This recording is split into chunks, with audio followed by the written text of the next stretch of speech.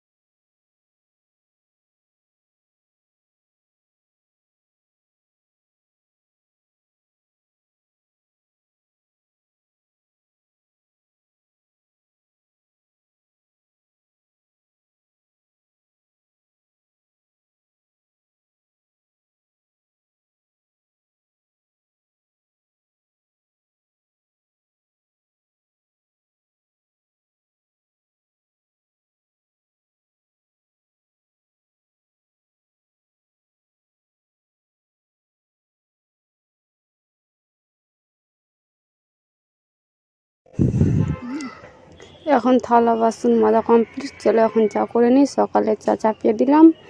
চলো চা ছেঁকে নিই, তারপর চা খেতে খেতে আবারও আসছি তোমাদের সামনে। এখন চাটা খেয়ে নিই।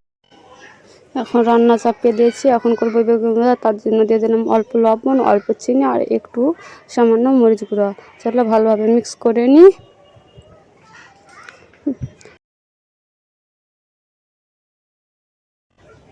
আমি এখন কড়াই তেল দিয়ে দিয়েছি, তেলটা তেতে যাক, তারপর বেগুনগুলো দিয়ে দেবো। তেল তেতে গেছে, এবার চলো বেগুন একে একে দিয়ে দিই। বেগুন দিয়ে দিলাম।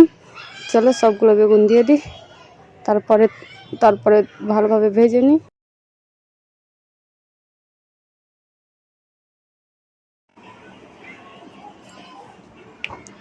চলো এখন এক পিঠ বেগুন ভাজা হয়ে গেছে, বেগুনগুলো উল্টে দিই। চলো একদিক লাল লাল হয়ে এসেছে, এখন আমার বেগুন সম্পূর্ণ ভাজা হয়ে গেল। চলো আবারও আর একবার ছেড়ে দিলাম, বেগুন ভাজা হয়ে গেছে। এখন বেগুনটি তুলে নিই, তারপর তেল দিয়ে দিলাম। অল্প তেলে এবার সোয়াবিন ছেড়ে দেবো। চলো ভালোভাবে চিপে নিই, জলটা বের করে সোয়াবিন তেলে দিয়ে দিলাম। সবগুলো সোয়াবিন এখন দিয়ে দিই, ভালোভাবে ভেজে নেবো সোয়াবিনটি।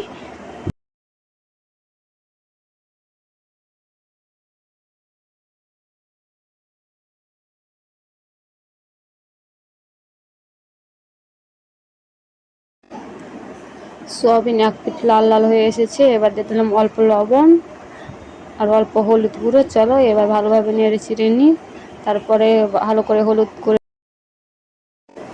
এবার ফের কড়াই তেল দিয়ে দিলাম, রসুন পেঁয়াজ দিয়ে দিলাম, একটু হলুদ গুঁড়ো, একটু লঙ্কা গুঁড়ো, একটু জিরে গুঁড়ো, একটু ধনিয়া গুঁড়ো আর দুটো কাঁচা লঙ্কা। চলো ভালোভাবে কষিয়ে নিলাম। কষিয়ে নেওয়ার পর আলু দিয়ে দিলাম, আলু ভালোভাবে কষিয়ে নিলাম। কষিয়ে নেওয়ার পর আলুতে জল দিয়ে দিলাম, জল দিয়ে ভালোভাবে নাড়াচাড়া করে আলু এবার ঢাকা দিয়ে দেবো।